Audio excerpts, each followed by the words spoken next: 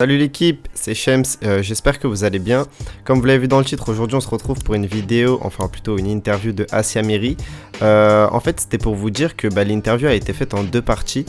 Donc n'hésitez pas à liker, commenter et partager pour que je sorte cette deuxième partie. Ça me prouverait du coup que cette vidéo vous a énormément plu. Bref, sur ce, moi je vous laisse avec l'interview. On se retrouve bientôt pour d'autres documentaires sur la chaîne.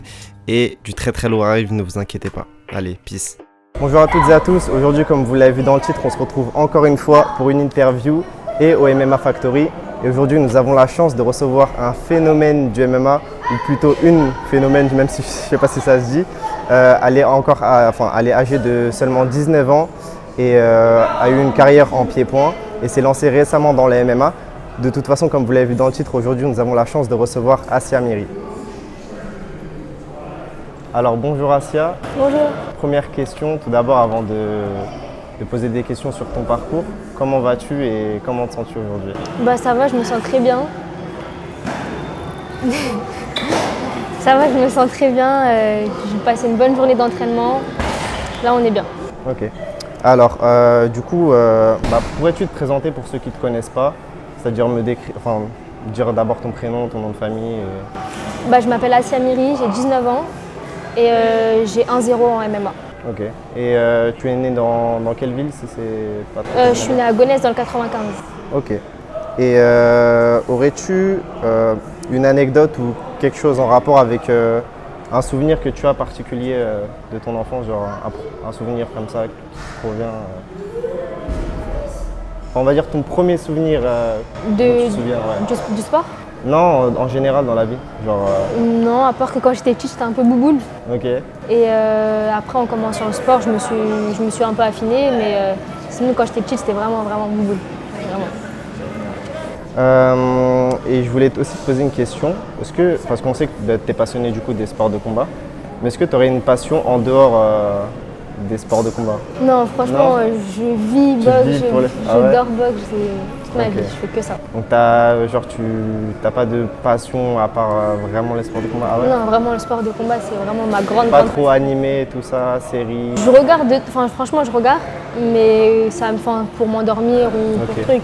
Après, j'aime bien regarder, ça me divertit, mais sinon c'est vraiment la salle. Quand tu rentres chez toi, tu regardes des combats, tout ouais, ça. Voilà, c'est ça. Ok, je vois. C'est ça. Si je dors pas direct, c'est ça. Ok. Et est-ce que tu avais un rêve quand tu étais petite ou, je sais pas moi, un métier que tu rêvais de faire En fait, vu que j'ai commencé le sport très tôt, je me suis tout de suite dit je veux être championne du monde de boxe thaï. C'est ce que j'ai réussi à faire à peu près 9-10 ans plus tard. Et après, en commençant le MMA, j'ai dit je veux mes ceintures de l'UFC. Ceinture de l'UFC? Ok. En tout cas, on peut le souhaiter. C'est ce que j'espère dans moins de 9 ans, j'espère. Ouais, normalement, ça devrait le faire, t'es encore jeune, tu vois, donc il n'y a pas de souci. Et tu as fait quoi comme... comment étais-tu à l'école, niveau comportement, niveau notes et tout? En soi, j'avais des bonnes notes. J'étais assidue jusqu'au collège.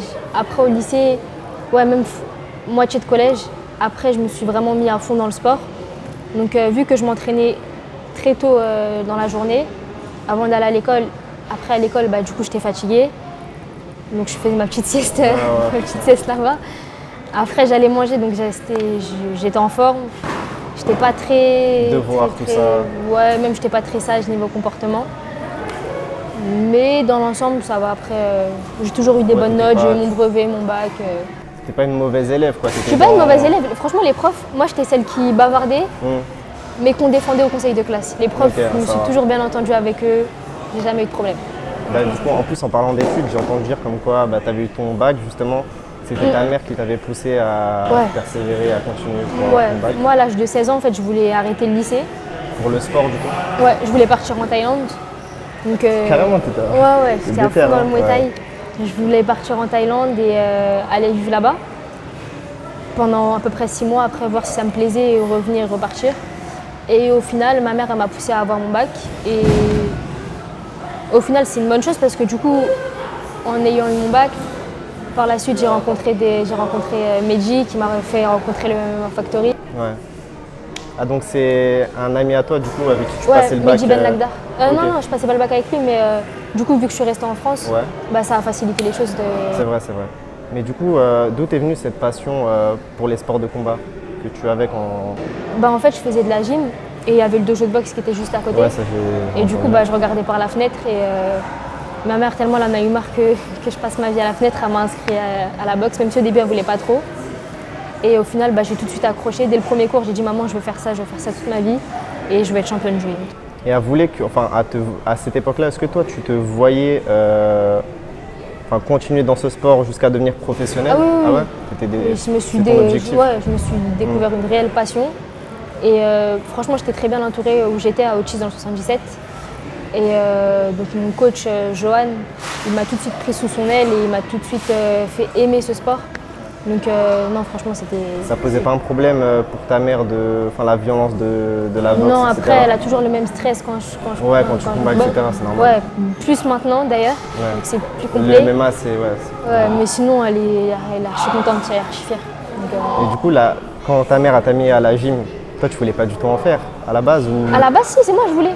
Ok. À la base, je voulais. Après, au final, je me suis rendu compte que c'était pas pour moi. Surtout que j'étais boubou, là, elles étaient toutes comme ça. Ouais. Donc, Est-ce que ça a permis à ta perte de poids, etc., de la gym ou Pas du les tout. sports Ah ouais? ça me plaisait tellement pas que je faisais rien. Ok. Donc voilà. Ok. Et du coup, on va parler un peu du coup, sport de combat. Tu as commencé à faire des compètes au bout de seulement un mois Ouais. de boxe. C'est ça. Et comment s'est passé ces débuts de compétition, etc. Bah, en fait, vu que j'étais très jeune, c'était des assos. Ouais. Donc moi, j'ai tout de suite dit, en fait, je veux pas faire un sport pour faire un sport. J'aime la compétition, je veux faire de la compétition. Et dès très jeune, c'était comme ça dans ma tête. Donc dès mon premier jour, deuxième jour, j'ai été dire à mon coach, je vais faire des compétitions. Ouais. Donc au bout d'un mois, il y avait les championnats de France, il m'a envoyé au championnat de France. Direct, comme ça. Et je les ai gagnés dès la première fois. Ah ouais, il n'y a pas un passage au gant rouge, tu sais, comme en boxe anglaise, parce que moi je fais de la boxe anglaise, tu vois, il y avait un… Tu vois, tu dois faire un combat pour savoir si tu es apte aux compétitions. T'as pas eu… Non. Ok, direct, tu as fait de la Ouais. compétition. J'ai direct fait de la compétition. En plus, quand j'étais jeune, c'était contre des garçons. Ah ouais? Ouais, Et tu gagnais contre tout le temps. ça? Tout le temps. J'ai perdu aucun combat contre… Ah si, une fois contre un garçon, parce qu'il était vraiment fort. Et t'en as fait combien, genre? Contre des garçons? Ouais. Pendant 2-3 ans, ça a duré. Ok. Parce qu'il Il n'y avait pas de filles? n'y avait pas de filles. Déjà, à cette époque-là, les filles, c'était pas… C'était pas trop… Ouais, on sport de n'était pas combat, ouais. nombreuses et surtout dans ces catégories-là, 6-7 ans, C'est vrai, il n'y a personne. Et dès ton premier championnat de France, t'as gagné ton premier Ouais, championnat j'ai fait de mes France? 3 combats, 3 victoires. Ok. Et t'en as gagné combien des championnats de France? Il me semble que 9 ou 10. 9-10? D'accord. Et c'était pareil, Île-de-France Ouais, championnat d'Île-de-France d'abord, championnat Ouais. de France après. Ok, ça marche. Et du coup, après, t'es passé au championnat du monde, niveau plus au-dessus. Ouais, en 2019. Ouais. En fait, j'ai fait un premier championnat du monde en 2018 au WFC que j'ai gagné. C'était en K1, première fois que je faisais du K1. Ouais, donc il n'y a pas les coudes. Ouais, il n'y a pas les coudes, corps à corps c'est 1 ou 2 secondes. Enfin, Ouais, c'est pas pareil. C'est pas pareil, mais je l'ai gagné. J'ai gagné les championnats du monde WFC. Félicitations. Mais après, vu que c'est une petite fédération, j'en fais pas la promotion ou quoi. Ouais. Après, l'année d'après, j'ai fait les championnats du monde WMF avec l'équipe nationale AFMT que j'ai gagné. Et j'ai gagné ma finale premier round par KO. Enfin par TKO pardon, contre une Thaïlandaise, donc j'étais assez fière. Mais t'étais toujours en amateur à ce moment-là? Ouais, toujours en amateur. Du coup, t'avais les casques et tout? Ouais, en fait, je faisais en France amateur et à l'étranger, j'étais en professionnel. Ok, mais comment ça se fait que Professionnel t'es et pas semi-pro. passé en professionnel en France du coup? Parce que j'avais moins de C'est pas 18 ans. Ok, donc t'es… Alors qu'à l'étranger, en Hollande, Même si Belgique, ouais. on a le droit de boxer sans protection avec les règles professionnelles ou semi-pro. Toi, tu préfères… Ah oui, ah oui. Tu préfères sans protection? Mais oui, là, en France, on a les gros plastrons, Ouais, c'est casques, vrai, c'est… coups de gère. Ah non, c'est C'est une horreur. difficile de mettre des KO, tout ça, tu vois. Mais oui, en plus, même pour respirer, pour se Ouais, déplacer. tu vois moins avec le casque, etc. Robocop, c'est- le truc, non, j'aime pas du tout. Ok, ça marche. Je veux dire, après, tu as découvert le MMA. Ouais. Et comment s'est fait ta transition du coup de la boxe thaï au MMA? Ben, en fait, j'avais un ami à moi, Mehdi Ben Lagdar, qui on parlait via les réseaux sociaux. Et il m'a proposé de faire un essai au MMA parce que du coup, je lui avais fait part que le Muay Thai, j'en avais un peu ma dose. marre, Ouais. ouais. C'était bien, mais j'avais envie de voir autre chose aussi. Donc il m'a dit bah, viens faire un essai MMA Factory. Et je suis arrivée à l'âge de 17 ans à MMA Factory et j'ai tout de suite accroché. Et je me suis tout de suite bien entendue avec tout le monde, que ce soit avec Fernand Lopez, Benjamin, ou Damien, Taylor et tout, donc c'est tout de suite bien passé. Justement, je voulais te poser cette question de si tu t'étais vraiment fait des amis au MMA Factory, etc. dans la Ah vie. oui, maintenant c'est comme une famille.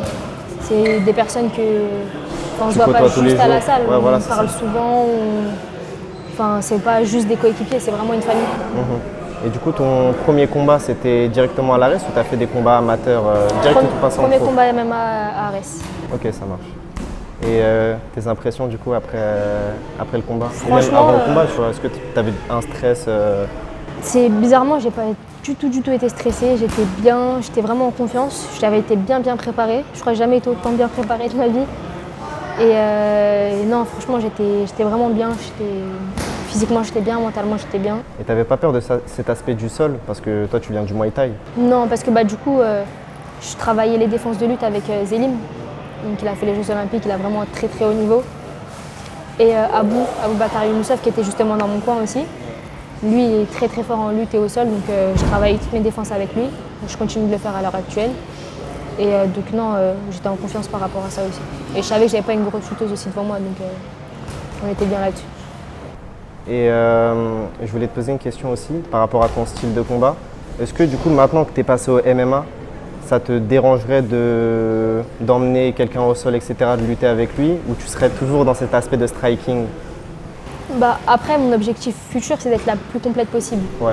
Mais je vais garder mon style de base de strikeuse parce que c'est mes points forts et je Tu as pense été que... formé comme ça, je pense que c'est difficile C'est ça. de changer. Après, je suis encore jeune, donc j'ai encore la marge pour changer. Ouais. Mais je pense que même mon niveau de lutte n'atteindra jamais mon niveau de pied-point. Forcément. Parce que mon niveau de pied-point, il va continuer à commencé monter. très tôt en plus, Ouais, donc voilà.